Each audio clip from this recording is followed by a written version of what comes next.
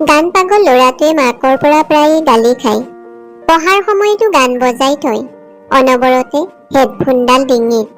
সৰুতেই পিতৃহাৰা ল'ৰাটোৰ ভৱিষ্যতটো লৈ মাক খুবেই চিন্তিত।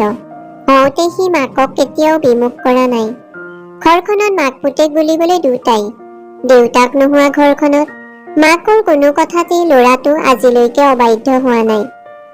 বয়সে তাক বুজাইছে দেউতাকৰ অবিহনে মাকে কিদৰে ঘৰখন চলাইছে। 6 মহলীয়া এপাৰ্টমেণ্টটোৰ সিহঁত থকা প্ৰায় 12 বছৰেই হ'ল। দেউতাক জীয়াই থাকোঁতেই লোৱা। লগৰ সমনীয়া আছে যদিও মাকক এৰি সি কোনোদিন যোৱা নাই। ঈশান দেউতাকে মৰমতে দিয়া নাম। তৃতীয় শ্ৰেণীত পঢ়ি থাকোঁতেই দেউতাকক হেৰুওৱা ল'ৰাটো এতিয়া একাদশ মানৰ ছাত্ৰ। কলিং বেলটোৰ মাত শুনি সি দুৱাৰখন খুলি দিলে। দুপৰীয়া ভাতকেইটা খাই উঠি এই সময়খিনি মাকে জিৰণি লয়। দুৱাৰ মুখত ছোৱালী এজনী ৰৈ আছে। কলিং বেলৰ মাত শুনি ইতিমধ্যে মাকো উঠি আহিল। মাকক অহা দেখি ঈশান ভিতৰলৈ সোমাই গ'ল। নতুনকৈ ফ্লেটটোলৈ অহা ছোৱালীজনীক হাতুৰি এটাৰ প্ৰয়োজন। ঈশানহঁতৰ ঘৰত আছে নেকি সুধিব আহিছে। সাধাৰণতে মানুহ লগ নোপোৱা মাকে কথা পাতিব লগ পালে ভালেই পায়। তাতে লগৰীও ভাল হলেতো কথাই নাই। ছোৱালীজনী বেছ কথা চহকী যেনেই লাগিল ঈশানৰ। মাকে ঈশানক হাতুৰিটো আনিব ক'লে। ঈশানে হাতুৰিটো আনি মাকক দিয়াত মাকে ছোৱালীজনীক চিনাকি কৰাই তাইৰ হাতত দিব দিলে। এওঁ মনিকা বা, নতুনকৈ সন্মুখৰ ফ্লেটটোত ভাড়া আহিছে। সেয়াই প্ৰথম চিনাকি মনিকাৰ লগত ঈশানৰ। তাৰ পাছৰ পৰাই মনিকাৰ সিহঁতৰ ঘৰত আহ-যাহ। মাল্টিনেশ্যনেল কোম্পানী এটাত চাকৰি কৰে মনিকাই। বদলি হৈ নতুনকৈ এই চহৰখনলৈ আহিছে। অফিচৰ পৰা আহি পাওঁতে গধূলি হয়। সেইদিনাও তাই অফিচৰ পৰা আহি দৰজাখন খুলিব লওঁতেই মাকে ঈশানক গালি পাৰি থকা তাইৰ কাণত পৰিল। তাই গৈ কথাটো কিনো জানিব বিচাৰিলে। মাকে তাক বকি আছে, গান শুনি শুনি পঢ়াত মন কমি গৈছে। গতিকে পৰীক্ষাত অংক বিষয়ত নম্বৰ কম পাইছে। মনিকায়ে মাকক ক'লে, একো নাই, অংক বিষয়টো তাই ভালকে চাই দিব। মনিকায়ে অফিচৰ পৰা অহাৰ পিছত অলপ সময় ঈশানক অংক বিষয়টো চাই দিয়ে। তাই ইমানেই সহজভাৱে বুজাই দিয়ে, ঈশানেও খুব কম সময়তে বস্তুবোৰ আয়ত্ত কৰি লয়। ঈশানৰ পঢ়াৰ আগ্ৰহ আৰু উন্নতি দেখি মনিকাৰো ক্লাছটোৰ প্ৰতি আগ্ৰহ বাঢ়ি গৈছে। মনিকাৰ বুজোৱাৰ ধৰণেৰে ঈশানকো ক্লাছটোৰ প্ৰতি অধিক আগ্ৰহী কৰি তুলিছে। আজিকালি তাই ঈশানক তাৰ ঘৰত পঢ়োৱাৰ সলনি তাইৰ ঘৰত পঢ়িবলৈ মাতে। খুব কম সময়তে দুয়োটা বেছি ঘনিষ্ঠ হৈ পৰিল। সি তাইক মনিকা বা বুলি মতাৰ সলনি মনিকা বুলি মাতিব ক'লে। ঈশানে আপত্তি কৰিছিল যদিও তাইৰ কথা মানি ল'বলৈ বাধ্য হ'ল। লাহে লাহে মনিকায়ে যেন ঈশানৰ লগত অলপ বেছিকৈ ঘনিষ্ঠ হ'বলৈ চেষ্টা কৰে। পঢ়াত কিবা খেলিমেলি হ'লেই তাই ঈশানৰ গালখন টিপি কেতিয়াবা মৰমেৰে গালখনত মোহাৰি দিয়ে। পঢ়া চোৱাৰ চলেৰে ঈশানৰ গাত গা লগাই বহে। ঈশান কিছু অপ্ৰস্তুত হৈ পৰে। মনিকাৰ এনে কৰ্মকাণ্ডত সি কি কৰিব একো ভাবি নাপায়। সি দুদিনমান মাকক বেমাৰ বুলি কৈ ক্লাছলৈ নোযোৱাকে থাকিল। ঈশান ক্লাছলৈ নহা দেখি মনিকায়ে মাকলৈ ফোন কৰি ঈশান নহা কথা সুধিলে। মাকে জোৰ কৰাত সি আকৌ ক্লাছলৈ আহিবলৈ বাধ্য হয়। কিন্তু মনিকাৰ এনে কৰ্মত সি সদায় অপ্ৰস্তুত হয়। সি মাককো একো ক'ব নোৱাৰে। পঢ়াই থাকোঁতে বুজোৱাৰ চলেৰে এদিন মনিকায়ে তাক পিছফালৰ পৰা হেঁচা মাৰি ধৰিলে। সি তাৰ দেহৰ সমস্ত শক্তিৰে মনিকাক ঠেলি দৌৰ মাৰিলে। অনিচ্ছা সত্ত্বেও পিছৰ দিনা সি মনিকাৰ ওচৰত ক্লাছ কৰিব যাব লগা হ'ল। মনিকায়ে তাক দেখি হাঁহি এটা মাৰি আগৰ দৰে পঢ়োৱাত লাগিল। এইবাৰো তাই খুব সুন্দৰভাৱে ঈশানক পঢ়ুৱালে। আগৰ দিনাৰ ঘটনাটোৰ বাবে যাতে সি তাইক বেয়া নাপায় তাৰ বাবে তাৰ ওচৰত ক্ষমা বিচাৰিলে। লাহে লাহে তাই ঈশানৰ বিশ্বাসী হৈ পৰিল। এতিয়া পঢ়াৰ মাজতে দুয়োটাই ধেমালি চুপতি মাৰিব পৰা হ'ল। দুয়ো বন্ধুৰ দৰে হ'ল।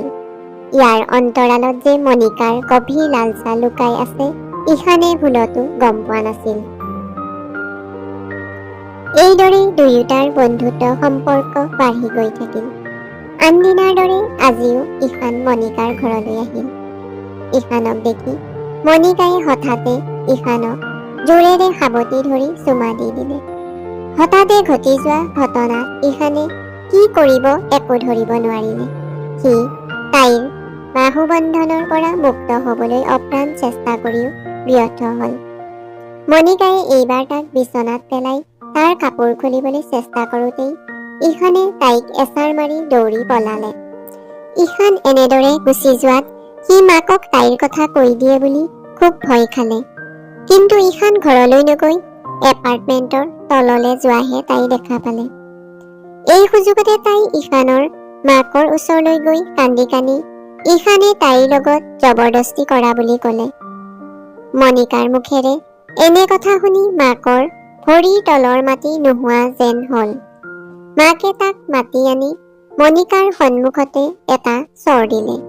কিন্তু ঈশানে মাকক কি হল, তাক কিয় মাৰিলে বুলি সুধিলে।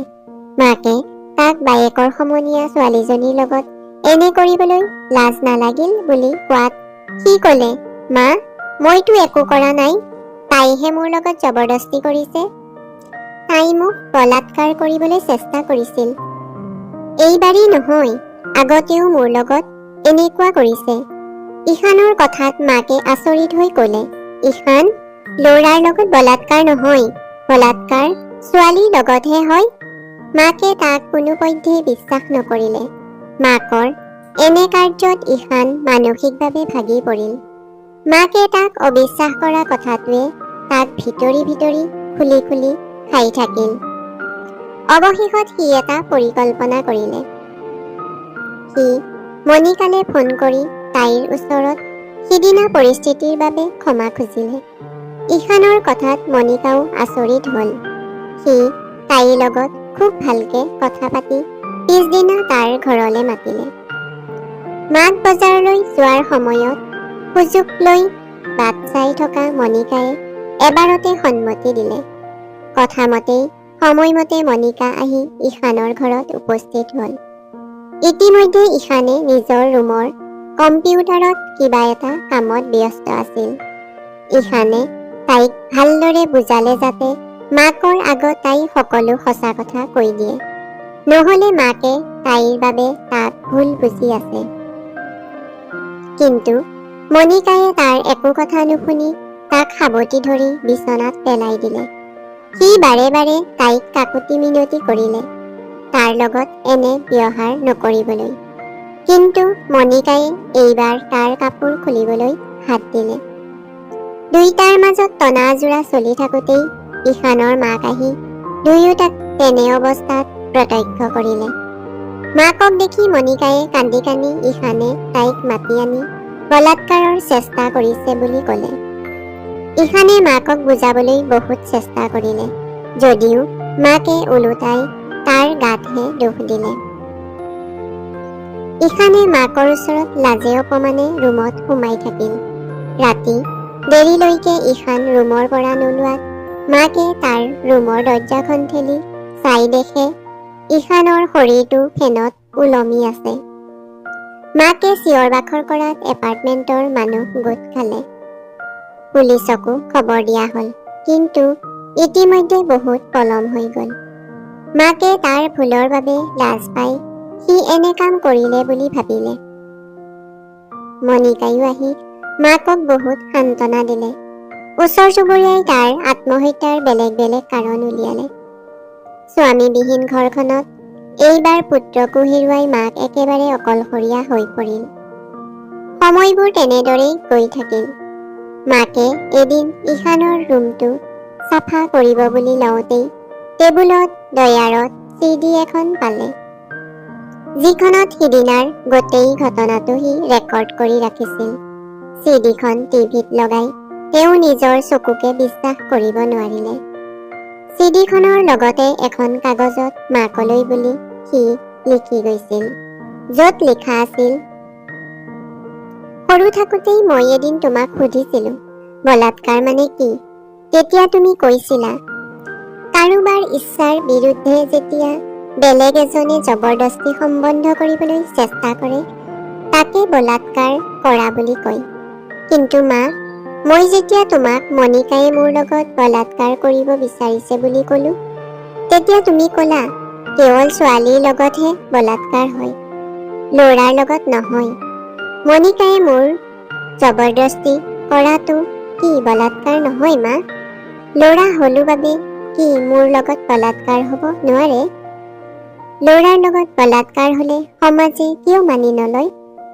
সমাজে সদায় কিয় ছোৱালীৰ পক্ষহে লয়?